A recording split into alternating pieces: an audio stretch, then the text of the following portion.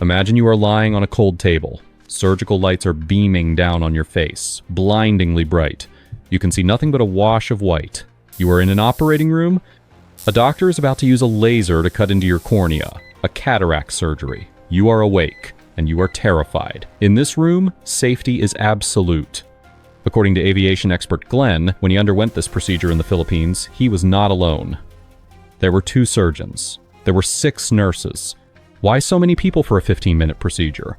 Because when someone is taking a laser to your body, you never want to hear the words, "Let's save some money." You never say, "I just want one doctor," and maybe get the janitor to come help out to cut costs. You want redundancy. You want support. You want to know that if the lead surgeon sneezes, or hesitates, or fails, another hand is there to catch the scalpel immediately. That is the standard of medicine. Money is no object when eyesight or life is on the line. But strangely, when we leave the hospital and climb into a metal tube traveling at 500 miles per hour at 40,000 feet, our mindset changes completely. In the world of private aviation, where multi-million-dollar jets rule the sky, a deadly paradox exists. Billionaire owners who will spend hundreds of thousands of dollars to maintain their aircraft to perfection, yet will pinch pennies over a few $100s for a second doctor in the cockpit. They choose to fly single pilot. They choose the doctor and the janitor option instead of 2 surgeons. Today, in this update on the Greg Biffle Crash investigation, we aren't talking about engine failure. We aren't talking about flap asymmetry. We are dissecting an invisible cause, far more dangerous than any mechanical malfunction. We are talking about the overload of the human brain. Welcome back to the Air Debrief. And the question for today is, in the cockpit of a modern jet, are 2 heads really better than 1? Before we blame the human, let's look at the machine. There is a misconception that private aviation accidents are often caused by old, dilapidated planes or poor maintenance. In Greg Biffle's case, this appears to be completely false. According to sources and analysis from Glenn, Greg Biffle falls into the top 1% of owners. His plane was his baby. It was waxed, vacuumed, maintained at certified service centers. Whenever there was a loose screw or a strange noise, the command was given, "Fix everything. I want it perfect. Send me the bill." Money was no object for the hardware. Step inside the cockpit, and you see the best technology available. This aircraft was equipped with a Garmin GTN 750 GPS. This is the top of the line. It isn't just a map. It is linked directly to the autopilot. Theoretically, this system can fly the plane better than any human hand. It calculates fuel flow, wind speed, and optimal trajectory in a millisecond. So where is the failure point? Why would a perfectly maintained jet, armed with the latest technology, end up in a tragic accident? The failure point lies in our biological limits. No matter how advanced the machine is, it still requires a brain to manage it. And the human brain, unlike a computer, has a breaking point. In aviation psychology, we call this task saturation. When you fly single pilot, you are not just the pilot. You are the captain, you are the co-pilot, you are the navigator. You are the radio operator. You are the systems engineer. You are even the baggage handler. All of those roles rest on the shoulders of one person. In clear skies, your brain can handle it. The energy bar stays green, but the sky is rarely clear. Let's put yourself in the left seat of a single pilot jet at a major international airport. You've just closed the door. The passengers in the back are waiting. The time pressure begins to mount.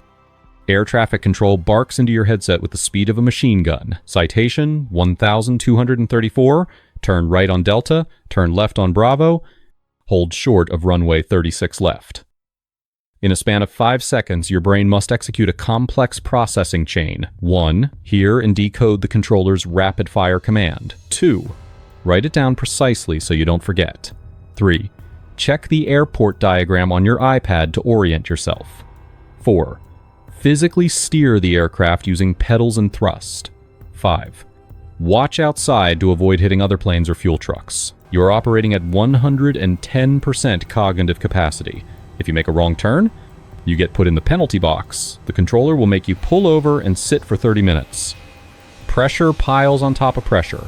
The sweat starts to drip, and you haven't even taken off yet. Now, look at the dual pilot scenario. The difference is night and day. The captain steers and looks outside. His job is simply to drive safely. The first officer holds the pen and the iPad. He listens to the radio, writes down the instructions, and repeats them to the captain. Right on Delta, hold short Charlie. The captain confirms. Check. The workload drops from 200% down to 45%. The atmosphere in the cockpit is calm, professional. There is no rushing. There is no confusion. This is why Glenn compares flying to surgery. Would you want your surgeon to be operating on your eye while simultaneously answering the phone to schedule his next patient? Of course not. So why do we accept it at 30,000 feet? But taxiing is just the warm-up. The real test, the life or death test, happens in the few seconds when the aircraft leaves the ground. Let's talk about V1. V1 is the decision speed. Once you pass this speed, you cannot stop on the runway. Even if an engine catches fire, even if a tire explodes, you are committed to fly. Now, imagine the worst case scenario. An engine fire right after takeoff. At 300 feet, a loud bang. The aircraft yaws violently. Red alarms flash across the panel. If you are flying alone. Welcome to hell. Your cognitive load bar instantly shatters. It exceeds human limits. What must you do? Fly the plane. Keep it upright with one dead engine.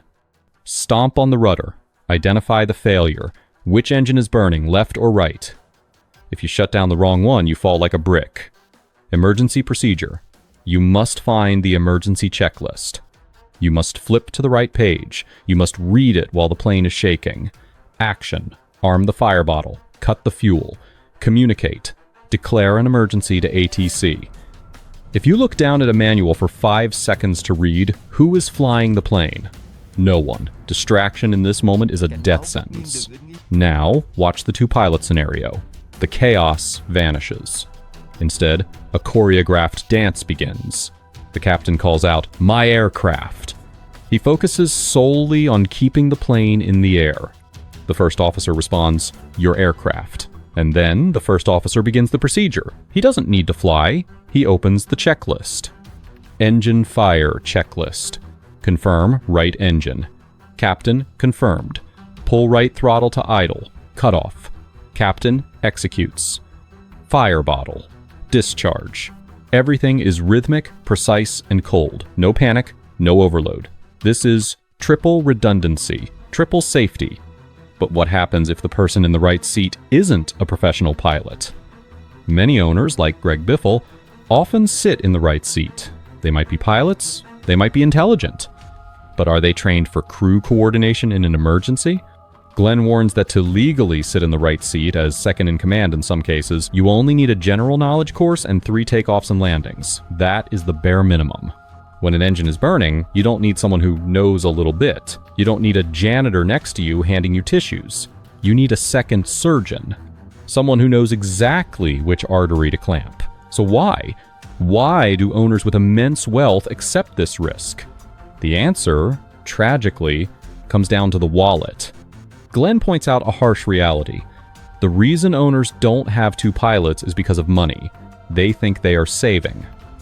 But let's do the math. A professional contract pilot can be hired for around $600 a day. $600. That is the price for triple safety. That is the price to reduce brain workload from 200% to 45%. Compared to the thousands of dollars per hour it costs to operate the jet, $600 is a drop in the bucket. Yet some owners refuse.